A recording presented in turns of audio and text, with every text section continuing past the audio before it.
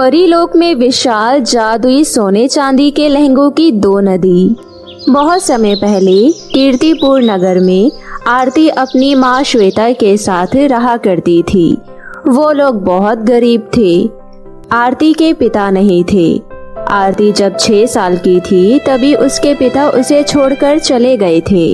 तब से अकेले श्वेता लोगों के घरों में झाड़ू पोछा का काम करके आरती और अपना पेट भरती थी। इसके साथ वो आरती के स्कूल की फीस और उसकी छोटी मोटी जरूरतों को पूरा करती थी, जो कि उसके लिए बहुत ज्यादा मुश्किल हो जाया करता था। ऐसे ही एक दिन आरती की एक दोस्त का जन्मदिन था। वो अपनी माँ से कहती है, माँ, मेरी दोस्त मेघा का जन्मदिन है। वो बहुत ज्यादा अमीर है। उसने मुझे अपने जन्मदिन के पार्टी में इनवाइट किया है, लेकिन मेरे पास तो एक भी ढंग के कपड़े नहीं है जो मैं पार्टी में पहनकर जा सकूं। क्या आप मुझे एक नई फ्रॉक दिला देंगी ताकि मैं उसके जन्मदिन में वो फ्रॉक पहनकर जा सकूं और जिससे मेरी इंसल्ट ना हो?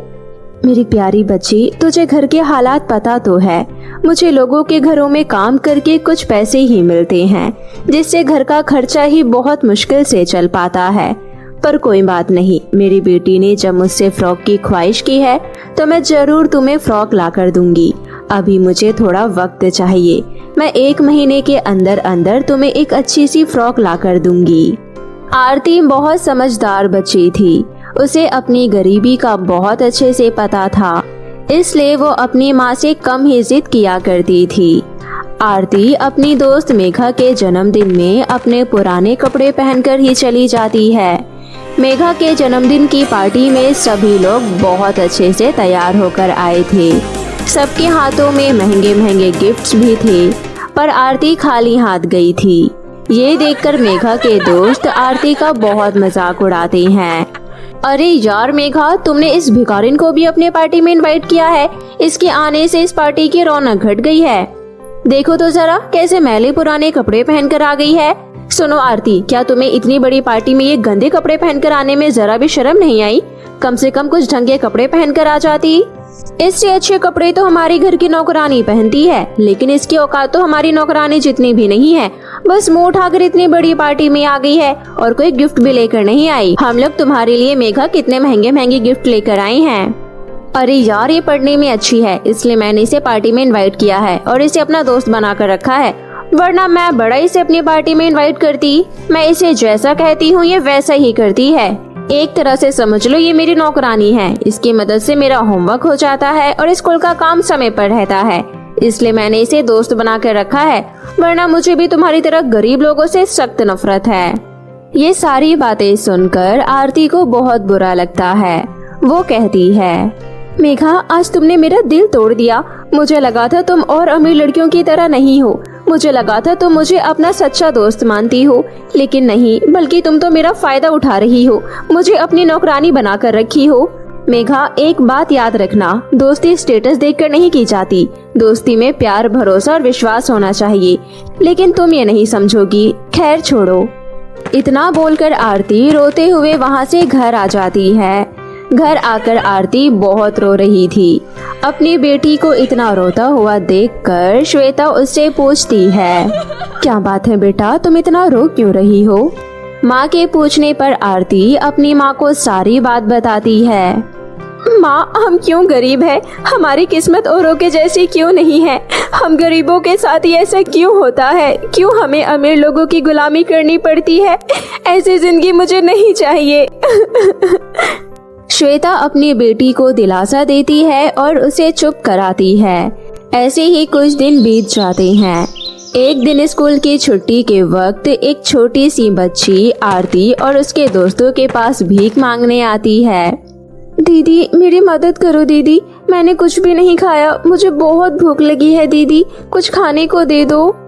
भिखारिन बच्ची को देखकर मेघा कहती है, अरे दूर हटो मुझसे, तुम में से कितनी गंदी बदबू आ रही है और हम क्या तुम्हें मदद करने वाले नजर आ रहे हैं? हम तेरी कोई मदद नहीं करेंगे, जा यहाँ से। मेघा, बेचारे इस बच्ची को ऐसे क्यों बोल रही हो? इसकी तरफ तो देखो, ये कितनी ज्यादा भूखी है। तुम तो इतनी अमीर हो, क्या इस बच्ची की मदद नहीं कर सकती? अपना भाषण बंद कर।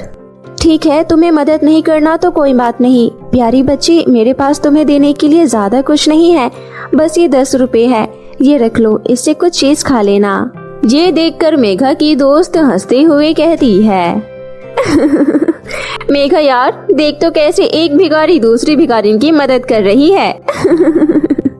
मेघा के दोस्त आरती का बहुत मजाक उड़ाते हैं, लेकिन आरती को उनकी बातों का कोई बुरा नहीं लगता, क्योंकि उसे इन सब चीजों की आदत हो चुकी थी।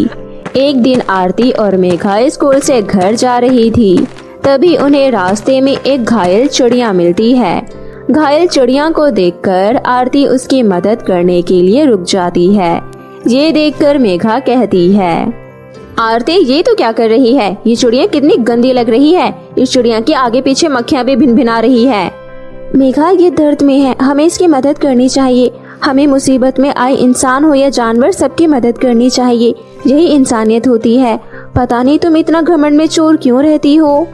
ज्यादा बक बक मत कर, पता नहीं कहाँ से तू मेरे पल्ले पड़ गई। घर जाने का भी बस एक यही रास्ता है, इसलिए तेरे साथ जाना पड़ता है।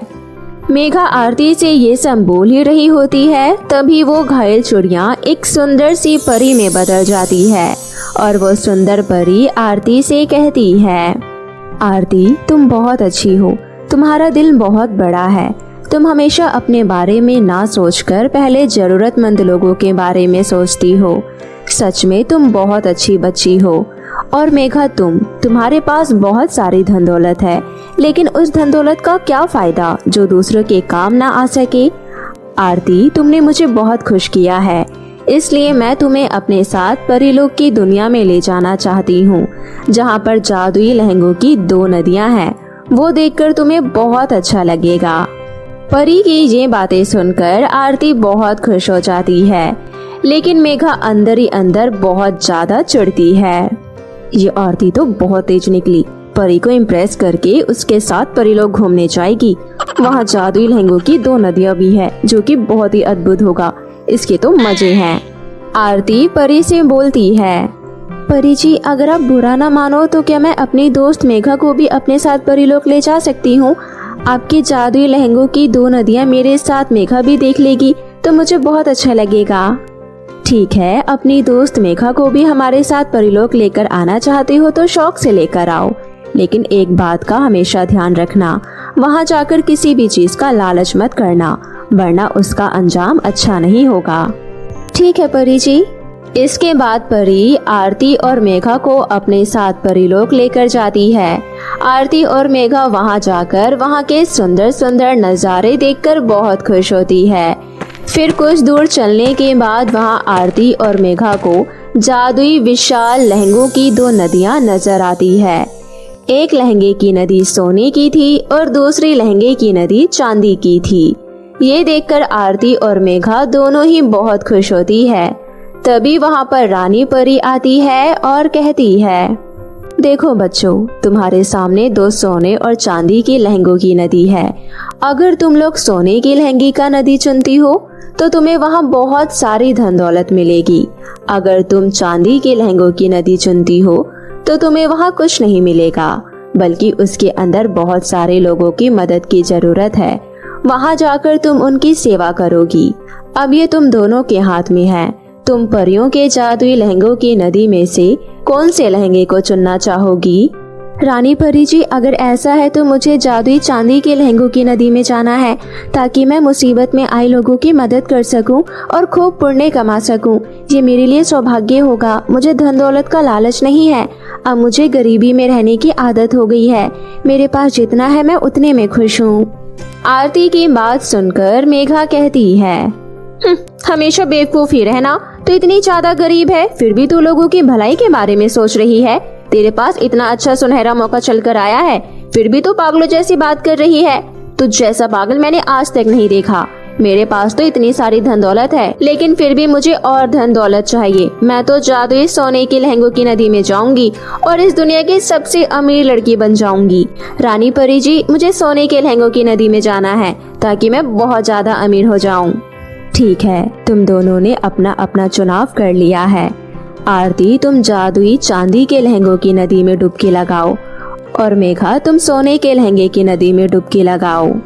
रानी परी के आदेश पर आरती चांदी की लहंगों की नदी में डुबकी लगाती है। चांदी की नदी में डुबकी लगाते ही आरती बहुत ही सुंदर कपड़ों में आ जाती है। उसके शरीर पर बहुत ही खूबसूरत आभूषण आ जाते हैं और वो बहुत प्यारी लग रही होती है और उसके आगे धन दौलत का अंबार लग जाता है। वहीं मेघा जब सोने की नदी में डुबकी लगाती है तो वो बहुत ही काली और बदसूरत हो जाती है और उसके कपड़े भी फटे पुराने हो जाते हैं। ये देखकर मेघा बहुत जोर जोर से रोने लगती है। तभी रानी परी कहती है, तुम जानती हो मेघा, तुम इतनी बदसूरत क्यों हो गई? क्योंकि तुम्हारा दिल काला है। तुमने धन दौलत का लालच किया। तुम्हें पृथ्वी लोक पर ही बता दिया गया था कि वहाँ जाकर लालच नहीं करना, परंतु फिर भी तुमने लालच किया। जरा अपनी दोस्त से कुछ सीखो। उसके पास कुछ भी नहीं है, फिर भी उसने लालच नहीं किया। वो कितनी गरीब थी, फिर भी उसने दूसरे लोगों की मदद करने का फैसला किया। रानी परी की बातें सुनकर मेघा को अपनी गलती का एहसास होता है और वो सबसे माफी मांगती है। तभी आरती कहती है, रानी परी जी, मेघा को अपनी गलती का एहसास है, उसे माफ कर दीजिए। इसे प्लीज पहले की तरह ठीक कर दीजिए। ये मेरी दोस्त है, मैं अपनी दोस्त को इस हालत में नहीं देख सकती। आरती, तुम कितनी अच्छी हो। मैंने तुम्हारे साथ कितना बुरा किया, हमेशा तुम्हारी गरीबी का मजाक उड़ाया, तुम्हें कभी अपना दोस्त नहीं समझा और तुम मेरे लिए इतना सब कुछ कर रही हो। आज मुझे समझ में आ गया कि सच्ची दोस्ती क्या होती है। मुझे माफ कर दो। मेघा आरती से सच्चे दिल से माफी मांग रही थी, इसलिए वो पहले की तरह हो जाती है। ये देखकर दोनों बहुत खुश होते हैं। अब दोनों बहुत अच्छे दोस्त बन जाते हैं।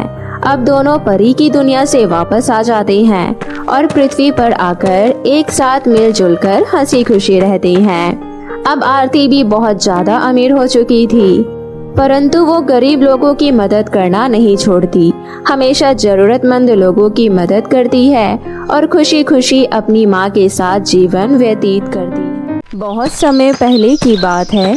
पिंकी नाम की एक अनाथ बच्ची पीतमपुर नाम के एक गांव में रहती थी। 5 साल पहले पिंकी के माता पिता की एक कार एक्सीडेंट में मृत्यु हो गई थी।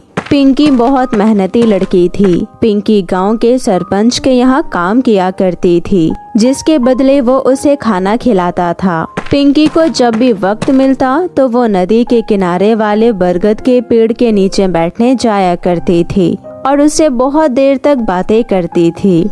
ऐसे ही समय बीत रहा था। गर्मी का मौसम आ चुका था और वो गांव के सभी बच्चे गर्मी से बचने के लिए कुल्फी और पेप्सी का इस्तेमाल करने लगे थे।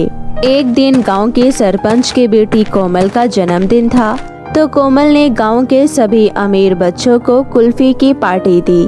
तो पिंकी कोमल से कहती है, कोमल, मैं भी तो इसी गांव की हूँ ना, तो मुझे भी कुल्फी दो ना। ये दिखने में बहुत स्वादिष्ट लग रही है। कुल्फी देखकर मेरा भी मन इसे खाने को कर रहा है। पागल हो गई हो क्या?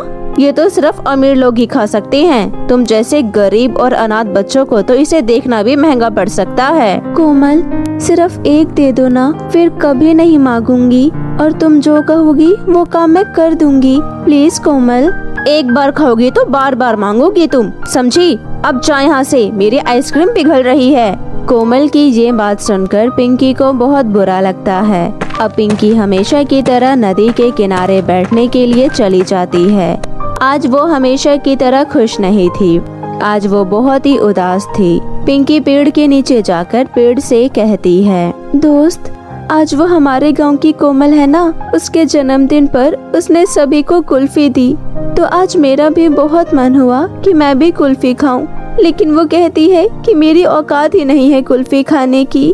जाने दो, वैसे भी तो सही ही कह रही है। बिन माँ बाप की लड़की हूँ, 2 वक्त की रोटी मिले वही मेरे लिए बहुत है। पिंकी ये सब पेड़ से बातें कर रही थी। पिंकी थोड़ी देर के लिए सो जाती है। पिंकी बहुत ही गहरी नींद में थी कि तभी एक बूढ़ी औरत वहाँ पर आ जाती है। बेटी, अरे ओ बेटी, सो रही हो क्या? पिंकी हड़बड़ा कर उठती है। जी कौन? बेटी, मुझे सब विमला दादी के नाम से बुलाते हैं। आप इस गांव में नहीं है क्या? मैंने तो आपको इस गांव में पहले कभी नहीं देखा। अरे बेटी, तुम बिल्कुल सही कह रही हो। साल में एक बार ही मैं इस पेड़ की पूजा करने यहाँ आती हूँ, लेकिन पिछले 2 सालों से मैं यहाँ आई ही नहीं। अब तो इस पेड़ ने ही मुझे यहाँ बुलाया है, ऐसा ही कुछ समझो। पिंकी को बूढ़ी दादी की एक भी बात समझ में नहीं आती कि तभी बूढ़ी औरत पेड़ की पूजा करने लगती है। पूजा करते करते बूढ़ी औरत और पिंकी कई सारी बातें करते हैं। थोड़ी देर बाद बूढ़ी औरत पिंकी से कहती है, अरे बेटी, तुम तो बहुत देर से यहाँ पर खड़ी हो। अब तुम्हें तुम्हारे घर चले जाना चाहिए। तुम्हारे माता पिता तुम्हारी राह देख रहे होंगे। नहीं दादी, मेरा इस दुनिया में कोई भी नहीं है। ये पेड़ ही मेरा घर और मेरे माता पिता हैं। बेटी, क्यों ना तुम मेरे साथ मेरे घर चलो। मेरा भी इस दुनिया में कोई नहीं है, मैं भी अकेली ही रहती हूँ। ठीक है दादी, मैं चलूंगी आपके साथ, लेकिन आप रहती कहाँ हैं? इस नदी को पार करते ही मेरा घर है बेटी। वो देखो, वो नजर आ रहा है। इतना कहकर पिंकी और विमला दादी दोनों नदी पार करने लगती है कि तभी विमला दादी पिंकी से कहती है, अरे पिंकी, जरा वहाँ तो देख, वो क्या दिखाई दे रहा है। तभी पिंकी यहाँ वहाँ देखने लगती है तो उसे एक पेड़ दिखाई देता है जिस पर कई सारे कुल्फी लटक रही थी। उसे देखकर पिंकी कहती है, अरे दादी, देखो तो, ऐसा लग रहा है कि उस पेड़ पर कुल्फी लटक रही है। अरे हाँ, ये तो वही पैकेट है जो मैंने कोमल के हाथ में देखा था। इस पेड़ पर तो कई सारी कुल्फी लगी हुई है दादी माँ, मुझे तो विश्वास ही नहीं हो रहा। अच्छा, तो चलो हम भी वहीं चलते हैं। पिंकी जल्दी से बूढ़ी दादी के साथ नदी पार करती है और उस पेड़ के पास पहुंच जाती है। दादी, कितनी सारी कुल्फी है यहाँ। अब मैं इन्हें गांव में ले जाकर सबको दिखाऊंगी और फिर खाऊंगी, किसी को भी नहीं दूंगी। नहीं बेटी, ये बात सही नहीं है। तुम्हें ये जादुई पेड़ नजर आ रहा है, तुम सिर्फ एक ही कुल्फी लेना ताकि उसे खाकर तुम अपने मन को शांत कर सको, नहीं तो हमें अपनी जान भी गंवानी पड़ सकती है। मैं कुछ देर आराम कर लेती हूँ, तब तक तुम एक कुल्फी निकाल कर खा लेना ताकि हम अपने आगे का सफर पूरा कर सके। पिंकी बूढ़ी दादी के सोते ही मन कहती है, हाँ, ये बूढ़ी दादी सही कह रही है। ये पेड़ तो कोई जादुई पेड़ लग रहा है। मैं इस पेड़ से सिर्फ एक कुल्फी ही खाऊंगी। पिंकी उस पेड़ से एक कुल्फी तोड़कर खा लेती है और चुपचाप पेड़ के नीचे बैठ जाती है। जब थोड़ी देर बाद वो बूढ़ी दादी सोकर उठती है और देखती है कि पिंकी चुपचाप बैठी हुई है। ये देख वो बूढ़ी औरत एक सुंदर सी परी में बदल जाती है और कहती है, पिंकी, मैं एक परी हूँ। मैं तो बस ये देख रही थी कि तुम कितनी ईमानदार हो। तुमने एक कुल्फी खाकर तो मेरा दिल ही जीत लिया। ये लो, ये एक जादुई आइसक्रीम है। तुम जैसे ही इस कुल्फी को खाओगी, इस आइसक्रीम से बहुत सारे सोने के सिक्के गिरने लगेंगे, जिससे तुम हंसी खुशी अपना जीवन व्यतीत कर सकती हो। फिर पिंकी परी से वो जादुई आइसक्रीम ले लेती है। वो जैसे ही आइसक्रीम को खाती है, उस आइसक्रीम से बहुत सारे सिक्के गिरने लगते हैं। ये देख पिंकी कहती है, परी जी, देखो तो कितने सारे सिक्के गिर रहे हैं इस आइसक्रीम से। पिंकी, अब तुम इतने सारे पैसों का क्या करोगी? परी जी, मुझे समझ में आ चुका है कि मुझे इन पैसों का लालच ना करके अब मुझे इन पैसों को गरीबों में बांटना चाहिए, ताकि मेरे जैसे गरीबों को कोई कोमल की तरह ना बोल सके और सभी हंसी खुशी अपनी जिंदगी बिता सके।